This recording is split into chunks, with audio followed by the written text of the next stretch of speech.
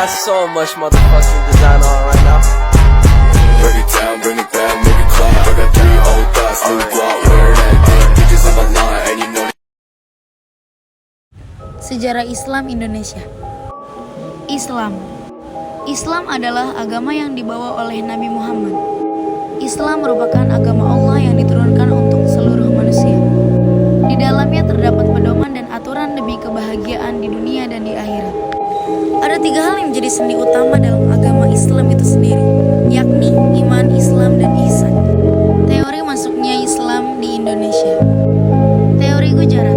Dalam teori Gujarat ini dikatakan bahwa sebenarnya Islam di Indonesia berasal dari Gujarat, India, dan masuknya Islam pada abad ke-8 Masehi.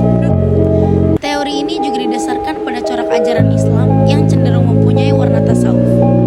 Teori ini diungkapkan oleh Snooker Gronje dan J.P. Nape. Bukti teori Gujarat. Batu nisan Sultan Samudra Pasai Malik As-Saleh 1297 dan batu nisan Syekh Maulana Malik Ibrahim di Gresik yang memiliki kesamaan dengan batu nisan yang berada di Cambai. Teori Arab atau teori Mekah. Teori Arab atau teori Mekah. Teori Arab atau Mekah merupakan teori masuknya Islam yang masuk Indonesia berasal dari Arab, yakni Makkah dan Madinah pada abad ke-7 Masehi atau tahun pertama Hijriah. Bukti. Perkampungan Islam di Pantai Barus, Sumatera Barat atau yang terkenal dengan sebutan Bandar Khalifah.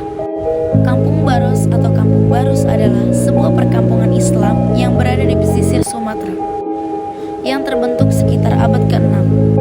Keberadaan kampung tersebut lantas membuat sebagian sejarawan meyakini bahwa Sumatera merupakan titik awal masuknya Islam di Indonesia.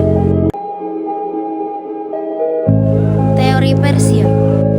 Dalam teori Persia dikatakan bahwa Islam yang ada di Indonesia berasal dari Persia, dibawa oleh para pedagang Persia mulai pada abad ke-12. Teori ini diungkapkan oleh Husain Jajadiningrat. Buktinya, paham Syiah pada awal masuknya Islam ke Indonesia. Terdapat persamaan antara tradisi budaya Persia dengan budaya Islam di Indonesia.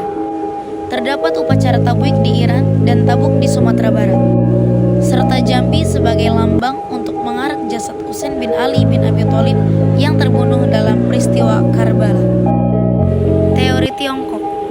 Islam dibawa oleh perantau dari Tiongkok menurut teori satu ini. Yang menjadi dasar argumennya adalah fakta bahwa orang Tionghoa sudah ada di Kepulauan Nusantara sejak abad pertama Hijriah. Teori ini dikembangkan oleh ahli Kong Yongzi dan didukung pula oleh Hamka. Keduanya mengambil dari buku populer di kalangan sejarawan Barat dan Timur, yakni yang ditulis oleh Mahuan dan Feishin. Dalam buku tersebut menyertakan perjalanan Cheng Ho, seorang Muslim Tionghoa ke berbagai daerah Asia, termasuk Indonesia. Jalur masuknya Islam di Indonesia, di antaranya ada perdagangan, sutra, pernikahan, pendidikan, dan dakwah. Jalur perdagangan diperkirakan pada abad ke-7 sampai dengan abad ke-11, Islam telah masuk ke Indonesia melalui jalur perdagangan. Begitu juga dengan perkembangannya. Oleh para saudagar dari luar maupun Indonesia sendiri, Islam disebarkan di sepanjang jalur perdagangan. Pada pelabuhan seperti Selat Malaka, Samudera, Palembang, disusul Demak, Cirebon, Gresik, Tuban, Makassar, serta Indonesia bagian timur. Jalur sutra. Pada perkembangan masuknya Islam ke Indonesia sendiri, para pedagang dan mubalik Muslim tersebut memanfaatkan jalur sutra laut lewat Selat Malaka yang dianggap sebagai lokasi strategis. Adapun daerah lain di Indonesia yang termasuk jalur sutra ialah meliputi Ternate, Tidore, dan juga Banda. Seiring berjalannya waktu, para Muslim yang bermukim di pesisir Sumatera dan wilayah lain sebagai bagian dari pelabuhan perdagangan rempah tersebut kemudian membentuk komunitas Islam pertama kali di bumi Nusantara.